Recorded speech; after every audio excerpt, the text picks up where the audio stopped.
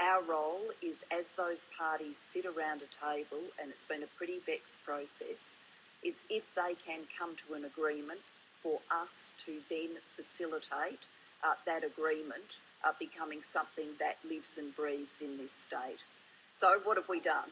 Well, we've made $20 million available to support businesses in this state and economic diversification. And that $20 million, and Simon Crean's in a position to go through all the details, that $20 million is partnering with businesses in a way that will ultimately leverage 4,000 jobs. That's what we've done. We have made available funds for people who want to exit the forestry industry. It's a big change for them. It's a big change for their employees. We didn't want them left in the lurch. We've stepped in to support employees who have been displaced from the industry, and we are now making funds available to contractors who want to voluntarily exit. No one's making them do it. They want to voluntarily exit, and we'll support them in that transition. And then we're saying if the parties reach a long-term agreement, then we will provide further funding to this state, $120 million in total, to continue with the economic diversification. So we're here trying to support in a way that means there's long-term jobs in this state economy. What will its sources of strength be?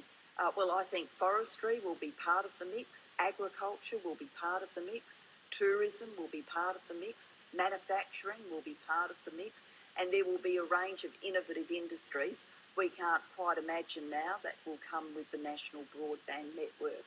I am actually a long-term optimist about the economic future of this state, notwithstanding some current stresses. And that is because this state of our nation can look forward to a lot of opportunities flowing out of the century of change and growth we are living in. The region of the world we live in is growing exponentially in economic weight. Within our lifetimes, more middle-class people will live in Asia than live anywhere else on the planet. Those middle-class people will want the same kinds of things that you and I want. They want great food, great wine, tourism experiences. They'll want to come and study in a wonderful location. Tasmania is well placed to meet those ever-growing needs. That's why I think there's cause for optimism for this economy, but we've got work to do with you to make sure that we get there and achieve that economic diversification, and we're very, very focused on getting it done. I'll take a question out of this block here. So we'll go to the gentleman here, there on the aisle.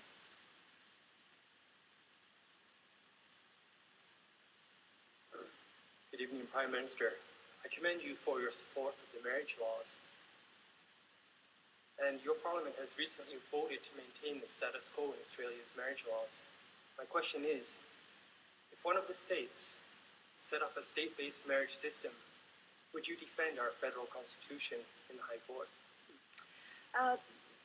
We have had a conscience vote in the Australian Parliament, at least the Labor Party did, on amending a proposal to amend the Marriage Act.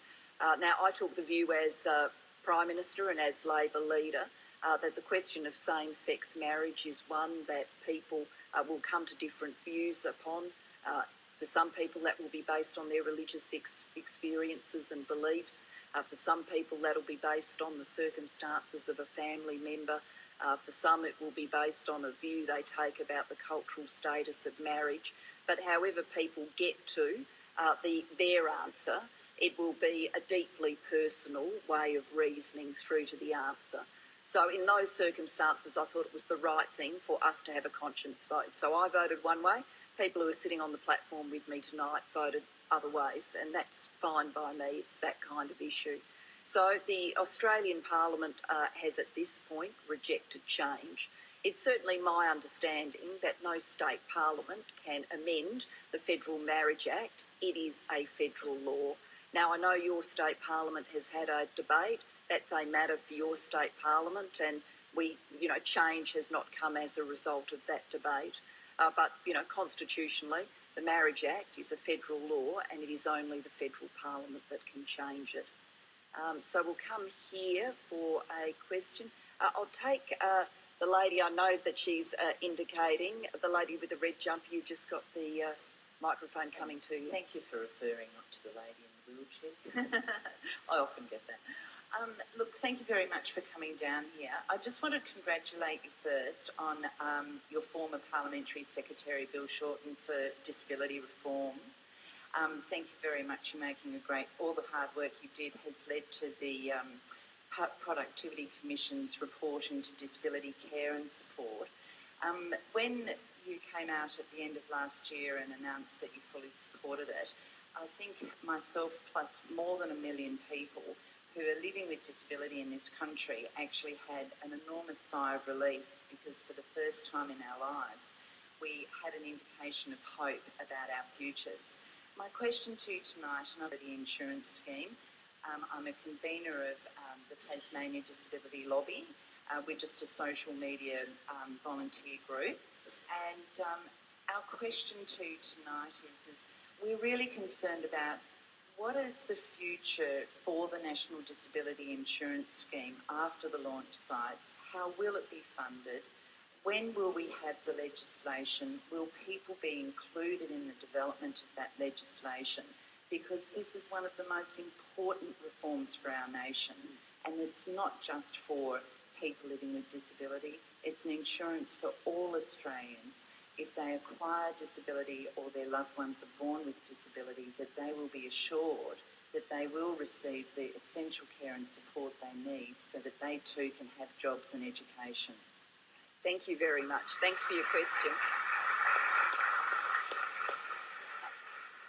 You have raised what we view as a great Labor reform, and it's a very meaningful reform because you're right to point to the fact that it will have meaning for every Australian.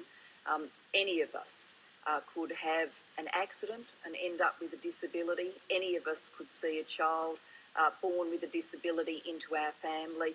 Any of us could end up with one of the debilitating illnesses that means that you will have a disability for the rest of your life.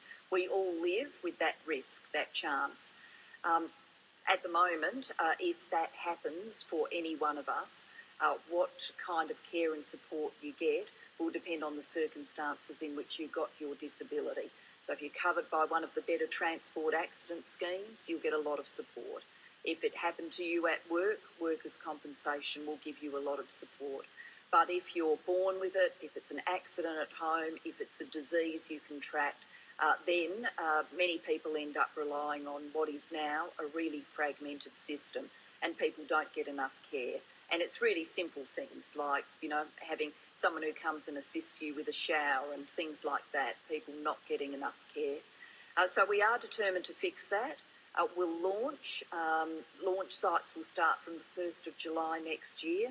There will be a launch in Tasmania, so this is a cohort model which will help us understand the experience of people in their latter teens with disability at that important transition point in life when they're going from wanting to be wholly dependent on mum and dad to making some of their own decisions. How do we make the National Disability Insurance Scheme work for them?